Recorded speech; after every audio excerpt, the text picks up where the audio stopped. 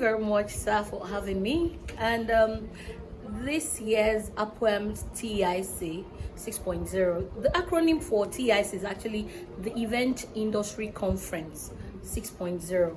And this year's is going to be a different one. First and foremost, our theme for the year's conference is transition for sustenance. Now, last year we had globalization, and everybody knew that post-COVID, the world became a globalized place. The world became a global village, in the sense that you could be in America, you'll be sending somebody to go buy soup or whatever for your mom in the village, all the way in Elisha. And so many things came into play, and we realized that we could actually exist without having physical contact with each other. Now, from there, which is globalization from last year, we're now moving and transitioning into how to make sure that that business you have is actually transitioning and is sustainable. So that's the reason why we're having this year's theme as transition for sustenance. And it's more about how we can leverage on all the high-tech things we have in play now. We talk about the AI, that's artificial intelligence. We talk about, all of those things. How are we able to incorporate them into our businesses and make sure that we're still, in front, we're still the trailblazer, we're still ahead of the pack. That is what this year's conference entails. And we've taken thought leaders from different, spheres in different industries. So we're not just, putting it on only event thought leaders. We want everybody. If you've been an industrialist, you've been a manufacturer and all that, come and talk to us and tell us how to actually upscale our businesses. I think that's what it's about. I hope I've answered the question. Yes, Thank you, sir. It's going to take how many days? It's we roll out from the 16th of October, which is our press conference or media party. That's going to be in Ikeja. Then on the 19th of October, we're going to be having nominations, award nominees party. So this is a way to, interface with each other, since we call them the brainiacs of the event industry. How have they been able to do it? How they, network, socialize. Oh, so you are nominated for this award. It's just a beautiful place to socialize and meet ourselves more in a more relaxed atmosphere before the award night itself. The 24th, we're going to be having the conference. That's going to be at the Balmoral Convention Center on Mobolaji Bakantoni Way.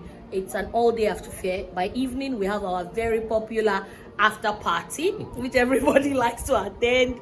It's always fun. Then on the 25th, we're going to be having the CSR. We have a CSR where we call the gate opening for the event industry. If you want to be any kind of, event professional in the event industry, we're calling you that, okay, these are the people that have been doing it. This is how they've been doing it. Come and let us, do a hand-holding. We're giving forth to the society so that they too will know we're paying it forward. You are a new person. This is how to fly high. This is how to be an eagle and not just to be a chick. So it's a CSR to anybody. It's open to everybody in the society. So that's going to be in Ikeja. Then by evening, we're going to have the Event Industry Awards. Okay. Tell us about APPOEMN. I know that it incorporates the industry, but when those who fall under the umbrella. Okay. The acronym APPOEMN means the Association of Professional Party Organizers and Event Managers of Nigeria. And just as the name connotes, it's professionals in the event market space. Now, who in this world does events that is not falling under APPOEMN? I don't think there's anybody that plays in that event ecosystem, because for us to have a unified and official face, like if they're going to, let's say, put together a bill in the House of Assembly, House of Rep and all that, a bill that would actually affect us, we must be able to have a body through which we can, register our own grounds, or say, we're the ones in this business. This is what you can do, like policies that would favor us, that will help our businesses. And so the purpose for APPOEMN is not just because we want to be a trade association. No, it's a body, just like we have ICANN for chartered accountants and you have Nigerian Bar Association for, like NBA, for lawyers.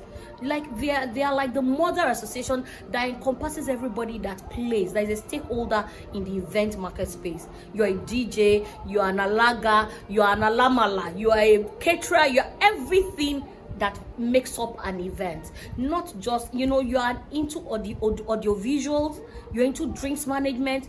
Everybody that is a professional in this market space, is welcome to APPOEMN. But for you to join APPOEMN, at least you must have worked with your CAC registration for at least 2 years. So you must have worked with your Corporate Affairs Commission registration for 2 years. Your tax must be in place. All of these are requirements to join APPOEMN. The event industry has become so big. And I'm wondering, at what stage would you say that industry is at now? Well, I remember back then when I started, then when people ask me that, what do you do? And I tell them I'm an event professional. They would tell me that, okay, so what's your day job? Yes, they will ask us, what's your day job? So, but that has come and gone. People have become trailblazers in the industry, and they see that, look, professionals are now abounding in this market space. We're at the precipice of at the boom. And you see, the retrenchment and all that happened then made everybody, turn their attention on, what do I have that I can do? What can I do to actually bring food to the table? What is that my passion I can monetize? I think that was when we got the boom in the event industry. It didn't used to be like that. So now people have come to understand that, look, you can be a professional. You can be a doctor. Like, I have one of my executives in APPOEMN now. She's actually a medical doctor, but she's not practicing. Her passion is gifts, as in souvenirs, and she's also doing event planning. So I think people have come to a wider acceptance of the event industry, and I think this is a good one. And as much as that is good, it's also a two-edged sword. So just like we have quack doctors, we'll have quacks too, that really just want to go in because it's a money-making cow. And that is why we're trying to raise the bar, and we need to question the status quo, because it has a low entry barrier. So we're trying to get yourself certified with so many certifications, so that it will bring you a better above everybody rushing in. So what's your experience? Thank you, sir. What has your experience been as president of APPOEMN? Well, it has been I will call a word I have coined, and I call that word edutaining. Edutaining in the sense that it's been educational as well as entertaining. Why? Because my leadership style is I like to actually lead from behind. I like to let my people shine, and I don't want to steal the shine from anybody. So I've been able to discover talents even amongst my excos, amongst our members, people that can actually stand and do a whole lot. We have been able to discover, and part of the reasons why part of my manifesto was to showcase the talents in APPOEMN. So I've been able to discover a lot of talents, and how you'll be able to be an event planner and also be a public speaker and all of that. So it has really helped me and taught me. I wouldn't say I'm the one teaching. It has taught me a lot about the human mind and how versatile humans can be. So yes, it's been educational as well as entertaining.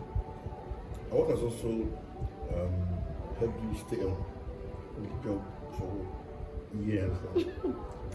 and you didn't think of going to something else? Okay. I always tell my trainees that train in the academy in Damas that I always tell myself that this is the bridge, and we've crossed the bridge, we're going to war, and we are burning the bridge. So it's either we win or we win. So if you have that doggedness and tenacity in the way you behave towards life, you know that this thing has to work. I'm sorry to use this, but really I'm a person of the spirit, and the Bible will say that if thy whole body be single, if thy eye be single, thy whole body will be full of light. Meaning, if you focus on one thing, that focus becomes, larger than life, and it keeps expanding. So if you focus on doing one thing, God always gives the blessing and increase in it. Yes, and it's not that I don't do something else. It's just that you don't know about what I do, because I did fisheries in Unilag. So I have a small fish farm. Small. And you also believe in this thing about having multiple stream of income? Oh yes, sir. Like, that's the only way forward in Nigeria of nowadays that we're in now. You have to know that you must have multiple streams of income, because one particular stream of income could be feeding a particular, need, and the other could be feeding. It could be the children's fees. It could be, running of the home.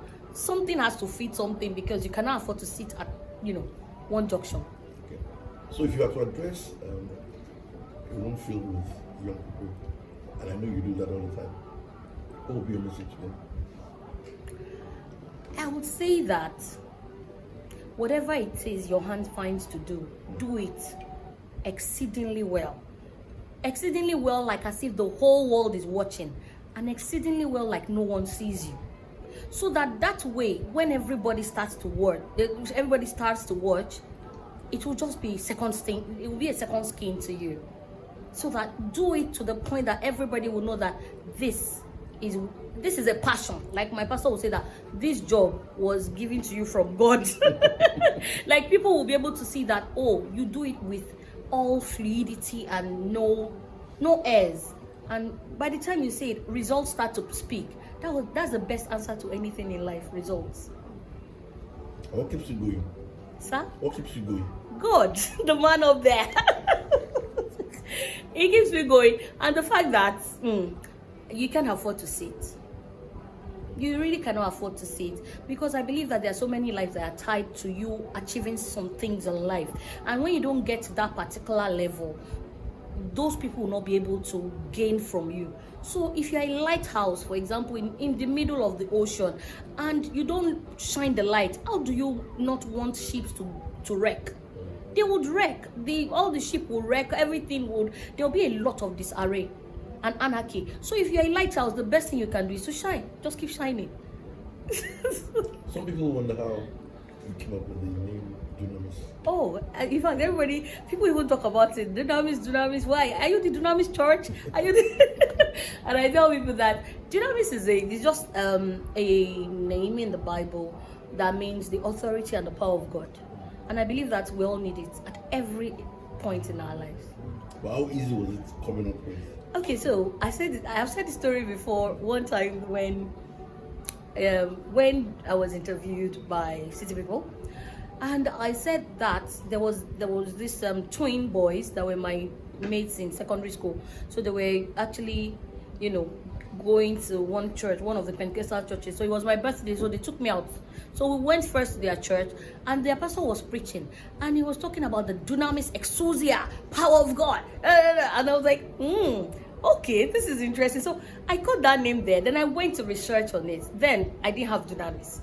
I just went to research because it just piqued my interest, and my spirit didn't leave it. And I said, okay. So by the time it was time for the passion of dunamis to burst forth, and I went to train somewhere in Seaboff Plaza, when I was asked what the name would be, I just automatically just told my boss then, oh, my dunamis events. And she was like, what does it mean? I now explained it. And I said, I'm not changing it to not to celebration or occasion. That's the name the Holy Spirit gave me. I said, that's the... So when did you actually start your events business? Okay, I started in 200 level of the University of Lagos, and I was studying marine biology and fisheries. And I remember then that all I wanted to do was just to create happiness, more happiness in the world. Like, I just believe that when people see colors, they are more alive. When they see some other colors, they will be able to, so colors, elicit emotions. So I would rather be asking my schoolmates, please, can I put balloons in your corner? It's your birthday tomorrow. Can I come and help you do this, do that? So it was just my passion for wanting to add some color to people's lives. And that was how I started Dunamis. And I think that was 2000. Yeah, 2000. So this year we'll make it 23 years. Yes, sir.